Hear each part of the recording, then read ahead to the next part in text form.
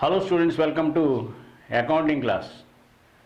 ఈరోజు ఈ వీడియోలో మీకు కన్సైన్మెంట్ టాపిక్లో కొన్ని ఇంపార్టెంట్ పాయింట్స్ మనం డిస్కస్ చేసుకుందాం. అవేంటంటే కన్సైనరు 3 రకాలైన కమిషన్ ఇస్తాడు.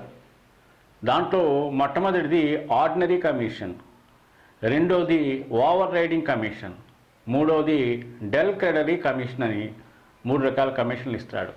ఫస్ట్ది ఆర్డినరీ కమిషన్ అంటే ఎప్పుడైతే కన్సైనరు రెగ్యులర్గా స్టాక్ పంపిస్తూ ఉంటాడో వాటి మీద ఇచ్చే కమిషన్ని ఆర్డినరీ కమిషన్ అంటారన్నమాట. అంటే గూడ్స్ ఎప్పుడు రెగ్యులర్గా వెళ్తుంటాయి, అవే గూడ్స్ సేల్ చేస్తుంటారు కాబట్టి ఆర్డినరీ కమిషన్ ఇస్తూ ఉంటారు.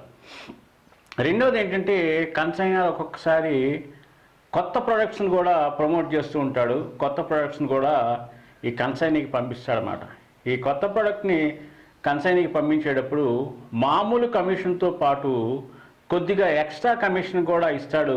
ఆ ఎక్స్ట్రా కమిషన్నే ఓవర్ రైడింగ్ కమిషన్ అంటారు.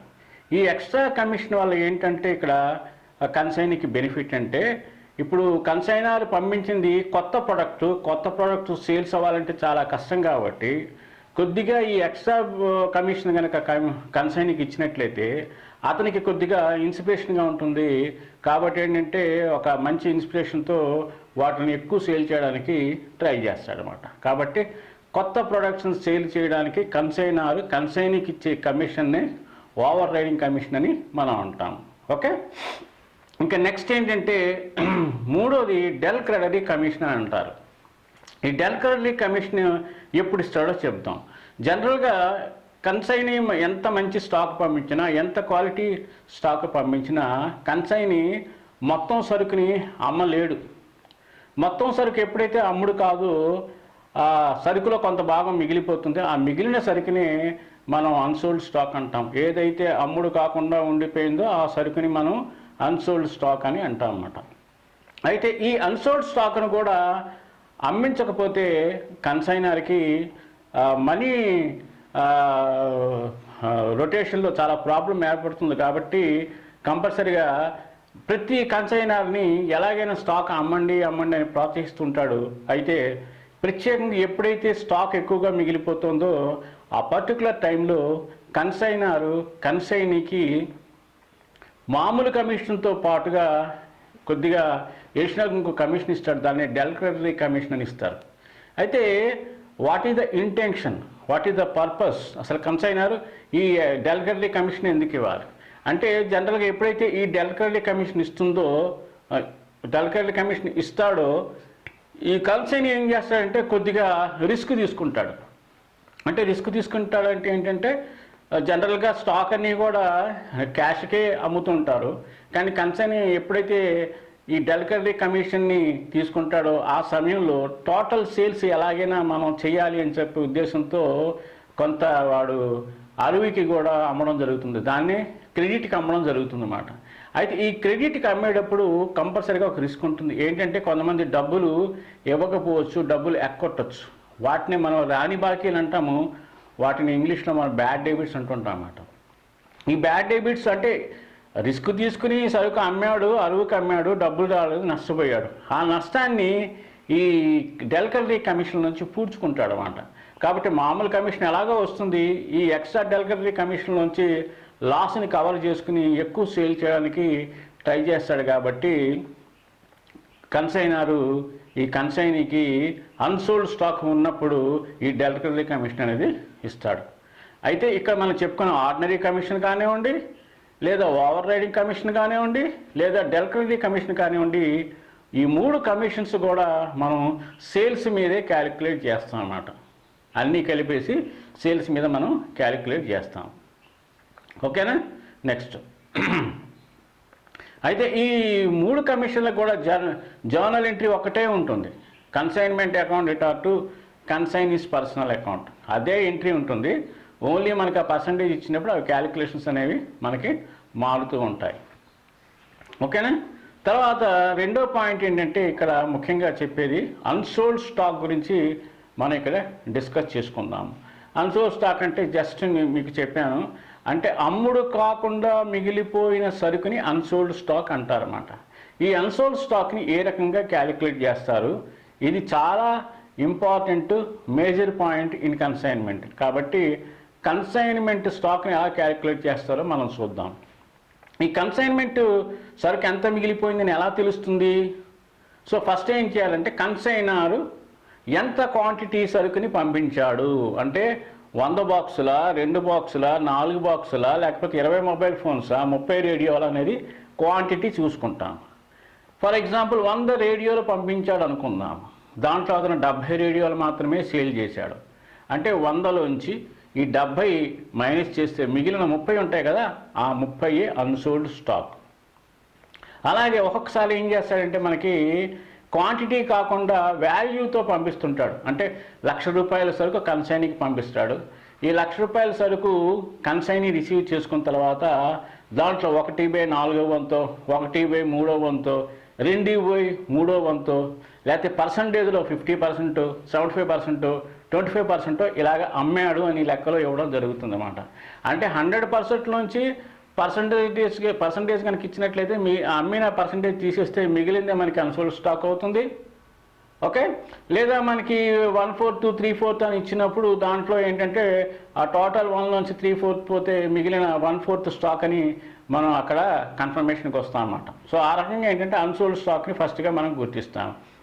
ఈ అన్సోల్డ్ స్టాకుని క్యాలిక్యులేట్ చేసేటప్పుడు కన్సైనర్ తాలూకా అన్ని ఎక్స్పెన్సెస్ ఇక్కడ లెక్కలోకి తీసుకోవడం జరుగుతుందన్నమాట. అంటే కన్సైనర్ కంపల్సరిగా 2 రకాలైన ఖర్చులు చేస్తాడు, డైరెక్ట్ ఎక్స్పెండిచరు, ఇండైరెక్ట్ ఎక్స్పెండిచర్. అలాగే కన్సైనీ కూడా డైరెక్ట్ ఎక్స్పెండిచర్ చేస్తాడు, అలాగే రికరింగ్ ఎక్స్పెండిచర్ కూడా చేస్తాడు, అంటే ఇండైరెక్ట్ ఎక్స్పెండిచర్స్ కూడా చేస్తాడు. అయితే ఈ అన్సోల్డ్ స్టాక్ క్యాలిక్యులేట్ చేసేటప్పుడు కన్సైనర్ తాలూకా పూర్తి ఖర్చులతో పాటు కన్సైనీ యొక్క ఓన్లీ డైరెక్ట్ ఎక్స్పెండిచర్స్ మాత్రమే తీసుకుంటాం అన్నమాట. ఓకే, అంటే ఏంటి, కన్సైన్మెంట్లో సరుకు పంపించిన తర్వాత ఆ సరుకుని తన షాప్ వరకు తీసుకొచ్చేందుకు అయ్యే ఖర్చులన్నీ డైరెక్ట్ ఖర్చులు అంటారన్నమాట. ఆ రకంగా ఈ డైరెక్ట్ ఎక్స్పెండిచర్ ఏంటవుతుందంటే కాస్ట్ని ఇంక్రీజ్ చేస్తుంది. కాబట్టి కన్సైనర్ అన్ని ఖర్చులు తీసుకుంటాడు, కానీ కన్సైనీలో మాత్రం ఓన్లీ డైరెక్ట్ ఎక్స్పెండిచర్స్ మాత్రమే ఈ అన్సోల్డ్ స్టాక్ క్యాలిక్యులేషన్లో తీసుకోవడం జరుగుతుంది. అయితే ఏవి మనకి డైరెక్ట్ ఎక్స్పెండిచర్స్, ఏవి ఇండైరెక్ట్ ఎక్స్పెండిచర్స్ అనేవి మీకు ఇక్కడ క్లియర్గా టేబుల్లో మీకు చూపిస్తాను. అవి చూసుకుని మీరు అర్థం చేసుకుని అన్సోల్డ్ స్టాక్ క్యాలిక్యులేట్ చేసేటప్పుడు కన్సైనర్ మొత్తము ఎక్స్పెన్సెస్తో పాటు only consignee expenditures, direct expenditure స్పెసిఫిక్గా ఇస్తేనే మనం అవి తీసుకుని మనం కంపల్సరీగా క్యాలిక్యులేట్ చేయాలి. ఒకసారి స్పెసిఫిక్గా ఇవ్వకుండా కన్సైనీ ఎక్స్పెండిచర్స్ అని ఇస్తాడు. ఓన్లీ కన్సైనీ ఎక్స్పెండిచర్స్ అంటే దాంట్లో స్పెసిఫిక్గా ఏం లేదు కాబట్టి అప్పుడు అన్సోల్డ్ స్టాక్లో ఆ ఎక్స్పెండిచర్స్ మనం తీసుకోము. ఆ స్పెసిఫిక్గా ఇస్తేనే కన్సైనీ తాలూకా ఎక్స్పెండిచర్ మనము అన్సోల్డ్ స్టాక్లో తీసుకుని క్యాలిక్యులేట్ చేయడం జరుగుతుంది. సో ఈ అన్సోల్డ్ స్టాక్ని ఎలా గుర్తించాలి, ఏ రకంగా క్యాలిక్యులేట్ చేస్తారనేది మీకు ఎగ్జాంపుల్తో మీకు బోర్డు మీద నేను చూపిస్తాను, చూసి అర్థం చేసుకోండి. అయితే ఈ అన్సోల్డ్ స్టాక్ క్యాలిక్యులేషన్ చేసిన తర్వాత మనకు ఒక ఆన్సర్ వస్తుంది. అంటే మొత్తం అన్సోల్డ్ స్టాక్ ఎంత ఉన్నది ఆన్సర్ మనం ఫైండ్ అవుట్ చేస్తాము. ఆన్సర్ ఫైండ్ అవుట్ చేసిన తర్వాత మనం దానికి ఒక జర్నల్ ఎంట్రీ రాస్తాము. అదేంటంటే కన్సైన్మెంట్ స్టాక్ అకౌంట్ రిటార్ to consignment account, consignment stock account రిటార్ టు కన్సైన్మెంట్ స్టాక్ అని ఒక జర్నల్ ఎంట్రీ రాసి మనం ఏవైతే అన్సోల్డ్ స్టాక్ క్యాలిక్యులేట్ చేస్తామో ఆ ఫిగర్ని మనం అక్కడ వేస్తాము. వేసిన తర్వాత మళ్ళీ మనం కన్సైన్మెంట్ అకౌంట్ ప్రిపేర్ చేసేటప్పుడు కన్సైన్మెంట్ అకౌంట్లో క్రెడిట్ సైడు ఇంతకుముందు మనం సేల్స్ చేసేవాళ్ళం, సేల్స్ కింద అన్సోల్డ్ స్టాక్ని మనం చూపించాలి. ఓన్లీ కన్సైన్మెంట్ అకౌంట్లో మాత్రమే చూపించాలి. ఇది ఎక్కడ కన్సైనర్ అకౌంట్లో కానీ కన్సైనీ అకౌంట్లో కానీ ఎక్కడ రాదు. కాబట్టి ఈ పాయింట్ని మీరు గుర్తు చేసుకోండి. సో ఈ క్యాలిక్యులేషన్ పార్ట్ అనేది ఇప్పుడు మీకు వివరంగా చూపిస్తాను. జాగ్రత్తగా చూసుకుని అర్థం చేసుకుని ఎక్కువ ప్రాబ్లమ్స్ కనుక మీరు ప్రాక్టీస్ చేసినట్లయితే కంపల్సరీగా మీరు మంచి మార్కులు స్కోర్ చేయొచ్చు. ఓకేనా? Hello students, welcome to accounting class.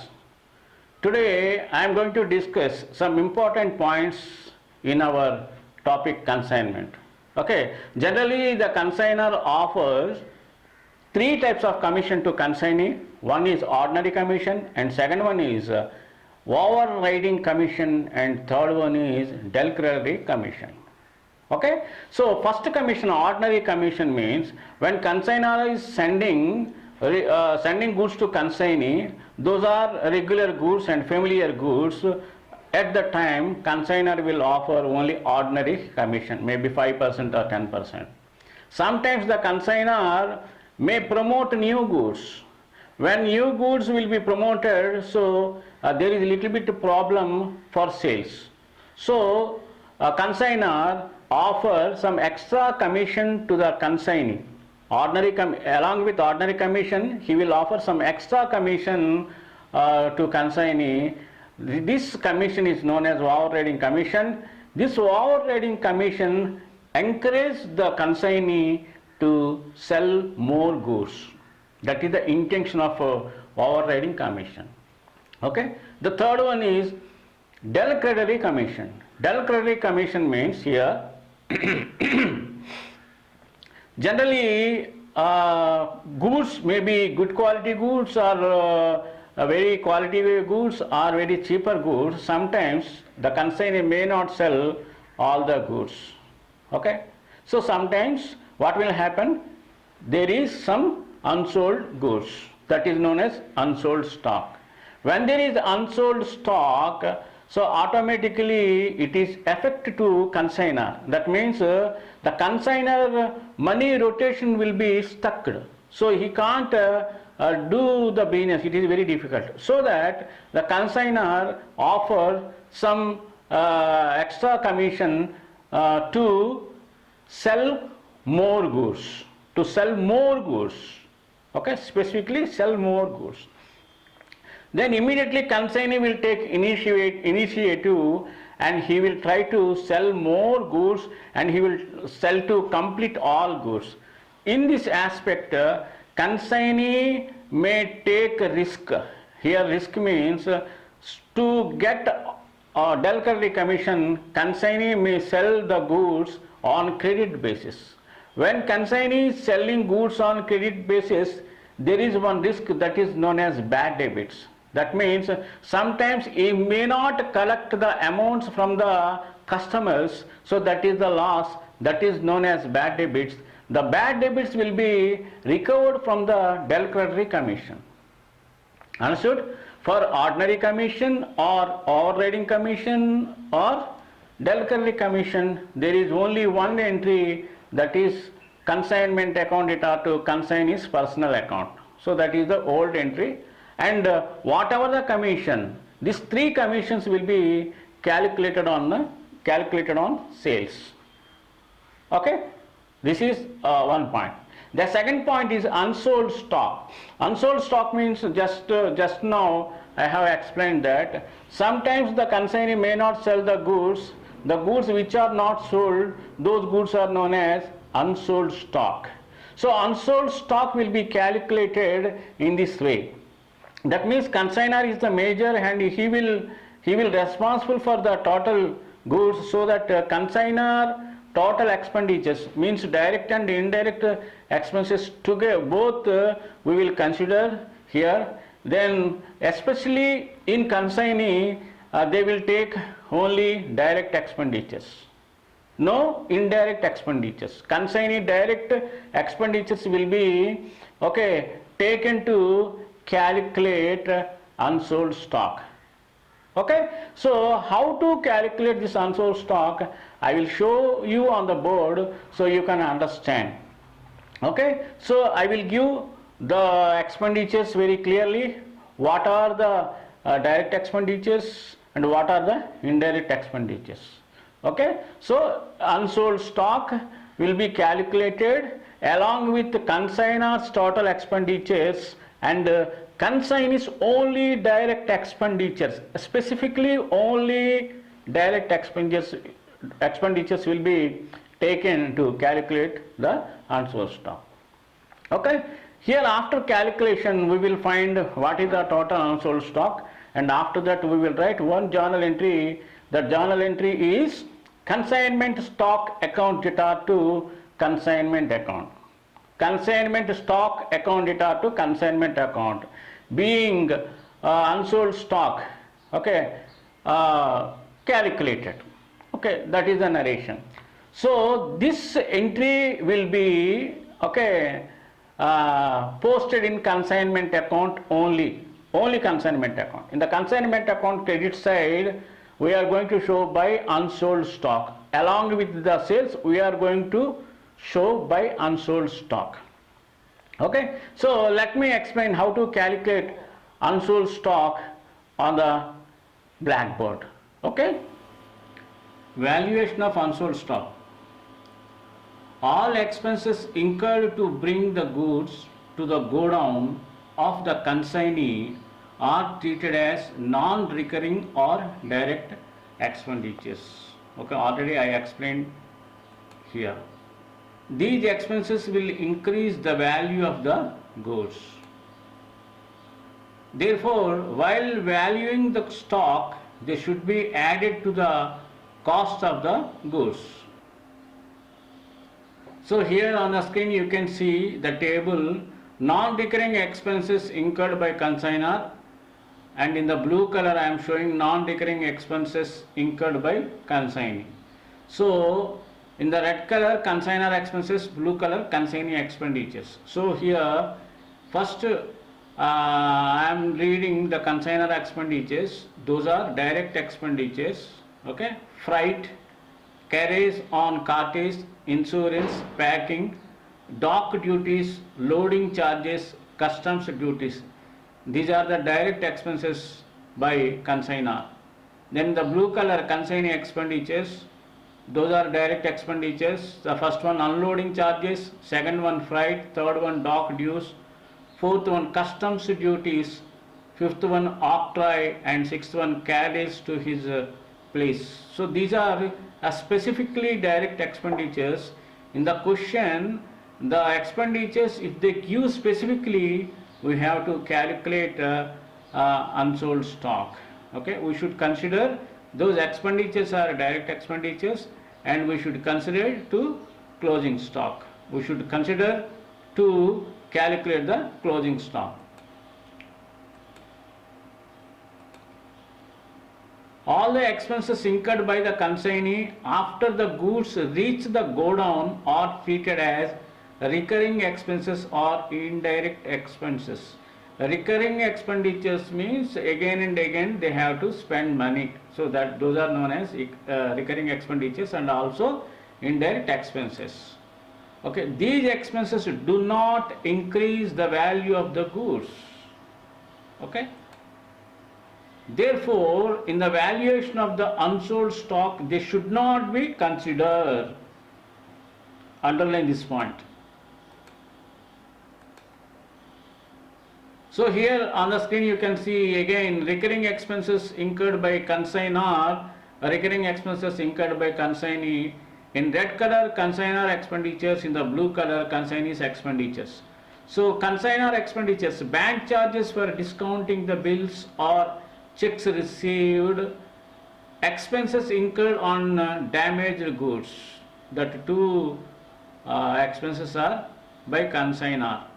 Then here recurring expenses of consignee you can see in the blue color. First one godown rent, and second one godown insurance, and third one salary to salesmen, fourth one advertisement charges, and fifth one selling expenses, and sixth one commission. These expenses we should not consider while calculating unsold stock. Why? Because those are recurring expenditure, that means indirect expenditures. If the details of expenses are not given, expenses incurred by the consignor should be included for valuing the unsold stock, and expenses incurred by the consignee should be ignored. Just now I have told that consignor is responsible for the total goods, so that consignor all expenses will be calculated, and only consignee expenditures, if it is specifically given, we should consider to calculate unsold stock, otherwise simply we should ignore. These indirect expenditures we should not consider to calculate unsold stock. Okay. How to find out unsold stock? Okay, total goods sent by consignor equals to, we will write the quantity or the worth value of the goods, less total goods sold by consignee, and remaining is unsold stock. In this way we are going to find out unsold stock. Valuation of unsold stock. Consignors all expenses, direct and indirect, should be calculated and should be added to value of unsold stock. Just now I have explained. Consignees direct expenses only should be calculated and added to value of stock. I have explained again. I am repeating the same points. Direct expenditures, these expenses will increase the value of the goods. Therefore, while valuing the stock, they should be added to cost of the goods.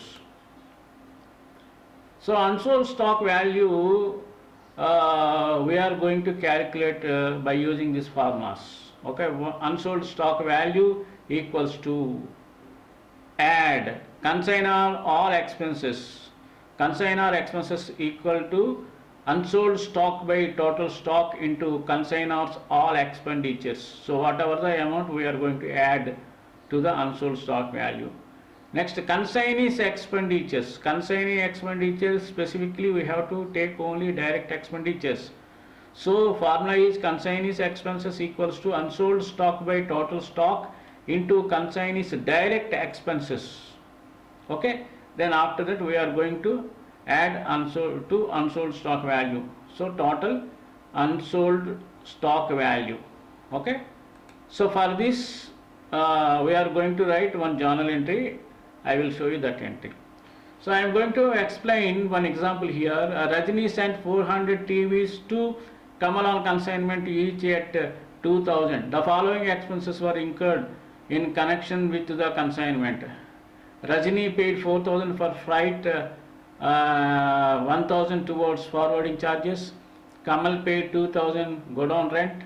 Kamal sold 300 TVs each at 3000. You are required to calculate the value of the unsold stock. Here you can see Rajni is consignor and Kamal is consignee. Okay, so Rajni sent 400 TVs. You can see the figure in yellow color, and here you can see Kamal sold 300. So he received 400, he sold only 300. That means remaining 100 is unsold stock. So here you can see the calculation. Unsold stock value 400 minus 300, that means total sent and received minus total sold equals to 100, that is balance. So we should calculate with the cost price. Each TV cost is 2000, so 100 into 2000 equals to 20,000.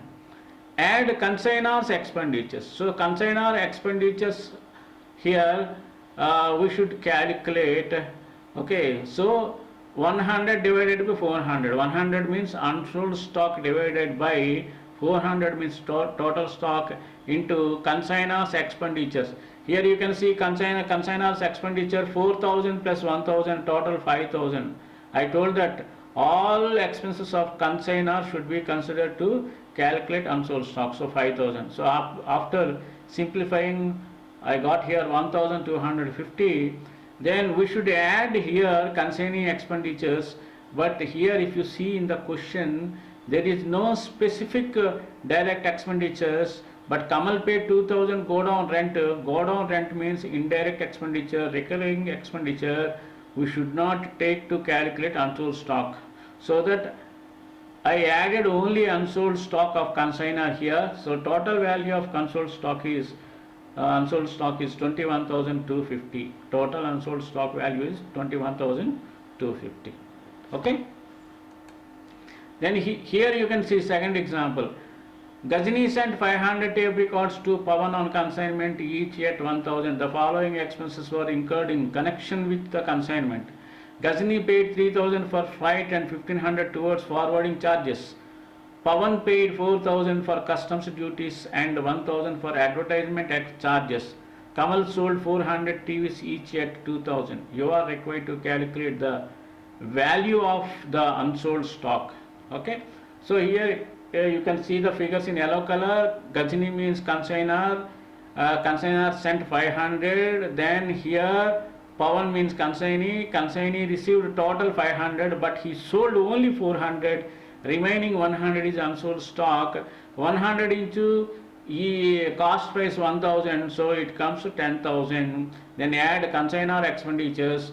Consignor expenditures, here you can see Gajini paid 3,000 for freight and 1,500 towards forwarding. So 3,000 plus 1,500, 4,500.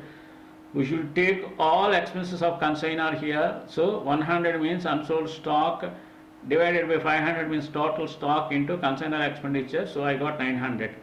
Then here consignee expenses. Consignee expenses, Pawan paid 4,000 for customs duties and 1,000 for advertisement expenditures. So customs duties are direct expenditures and 1,000 is recurring expenditure, so that 1,000 we should not be considered to calculate unsold stock. So we have to take only 4,000, that is customs duty, that is direct expenditure of consignee. So consignee's expenses equals to unsold stock 100 divided by total stock 500 into Pawan direct expenditure, that means consignee direct expenditure 4,000, and after simplifying I got 800. So altogether I got 11,700. This is total unsold stock value. Okay. Then for unsold stock we should write one journal entry, that is consignment stock account it ought to consignment account being calculation of unsold stock. Okay, so this entry will be posted only in the consignment account. In the consignment account credit side we should write consignment stock account, and this stock account we should not be shown in consignor's account or consignee's account. Okay, I think you understood how to calculate the unsold stock. So in your textbook so many questions are given. If you practice you can understand. Okay, wish you all the best. Thank you very much for listening to me. Your ASR Mohan Rao.